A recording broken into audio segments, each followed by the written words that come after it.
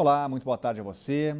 E depois de mais de 60 horas de buscas, o corpo do técnico em edificações, Agmar Silva, que desapareceu depois do desabamento, foi encontrado nesta madrugada. Ele estava num prédio que desabou em Vicente Pires na última sexta-feira. A Polícia Civil já abriu inquérito para investigar a morte. 13 viaturas e 32 militares estiveram no local durante a operação de resgate. Cães farejadores também trabalham na varredura da área. No domingo, as buscas foram feitas durante todo o dia e ninguém foi encontrado. O corpo do técnico em edificação, Agmar Silva, que desapareceu depois do desabamento, foi encontrado nesta madrugada de segunda-feira. Ele estava no prédio de 6 andares que estava em construção e desabou na tarde da última sexta-feira na colônia agrícola Samambaia, próximo ao Tagua Parque. Segundo a AGFIS, o proprietário do edifício foi notificado 5 vezes e recebeu ainda uma ordem de demolição. No entanto, a ordem foi ignorada. As causas do acidente serão investigadas pelo Corpo de Bombeiros e pela Defesa Civil e devem durar até 60 dias. Tá aí uma informação importante, Cláudio Humberto, 5 notificações e mesmo assim a obra prosseguiu.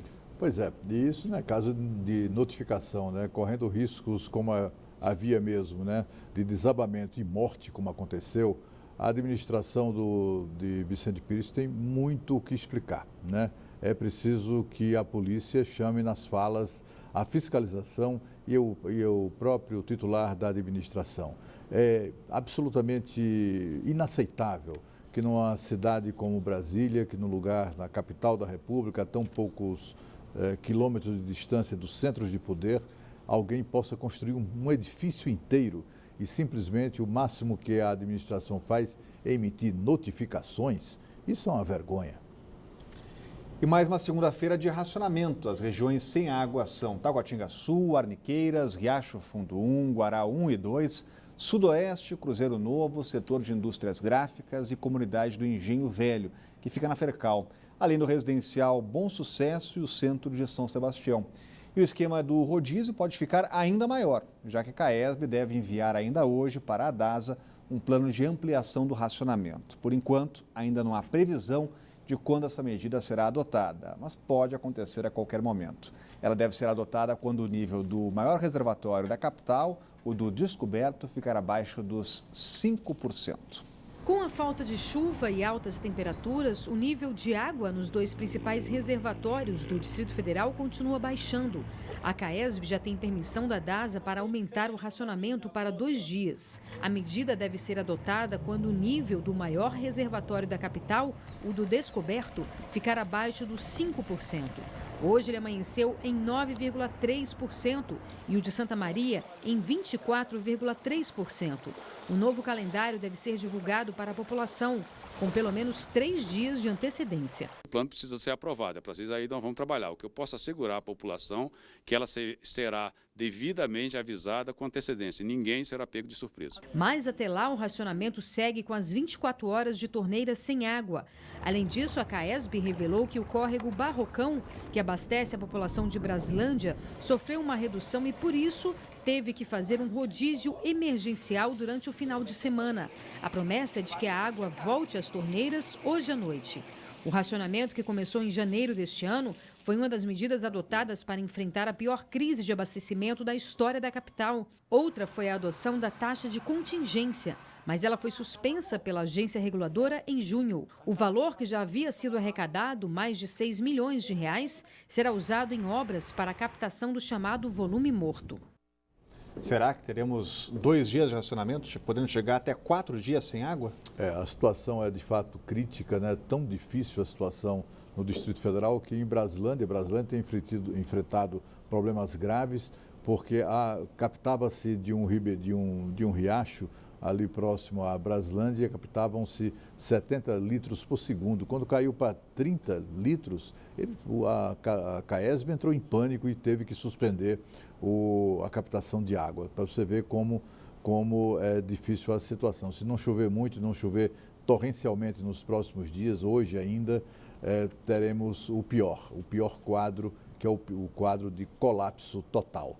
Agora, enquanto isso, a DASA e a CAESB poderiam parar de brigar, né? Tem ali uma brigalhada que tem sido provocada por vazamentos de informação da DASA. Na semana passada, chegou a ser anunciado, noticiado, que haveria esse racionamento de 48 horas. A CAESB não sabia de nada disso, mas depois de desmentir a informação, no dia seguinte, a ADASA publica no Diário Oficial uma resolução autorizando a CAESB a fazer esse racionamento de 48 horas, mostrando que o vazamento saiu mesmo da ADASA. E segundo acreditam os governistas, segundo acreditam inclusive parlamentares governistas, tudo isso decorre de uma certa intenção da ADASA de provocar, de aumentar, agravar o desgaste do governo em razão da crise hídrica, porque a ADASA virou um lugar de acolhimento de petistas que perderam suas boquinhas do governo Agnello ou no governo Dilma.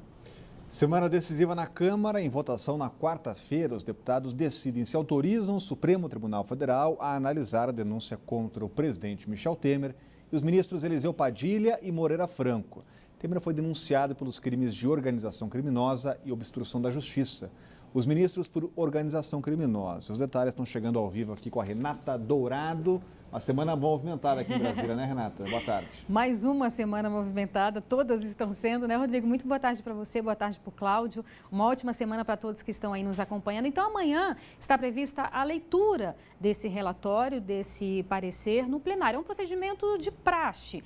Faz parte desse rito para que na quarta-feira, depois de amanhã, portanto, haja essa votação. Então, a sessão de quarta-feira está prevista para começar às 9 horas da manhã. Vai ser aberta quando tiver um quórum mínimo de 51 deputados. Aí o relator, deputado Bonifácio de Andrada, vai ter 25 minutos para apresentar os seus argumentos. A gente lembra que o parecer dele já foi aprovado, votado e aprovado na CCJ, e ele se posicionou aí contrário a essa denúncia. Então ele vai fazer esses argumentos, vai ter 25 minutos para apresentar esses argumentos. Em seguida, os advogados dos 3 acusados também vão ter o mesmo tempo previsto aí por ele, ou seja, 25 minutos também para apresentar os respectivos argumentos. A partir daí, inicia-se o debate ou os debates entre os próprios deputados. Então, quando 4 deputados já tiverem falado, 2 contrários e 2 favoráveis ao presidente Michel Temer, aí já é previsto, de acordo com o regimento interno, a apresentação de um requerimento para iniciar essa votação. Então, aí os outros não falariam. É claro que tudo isso eles vão decidir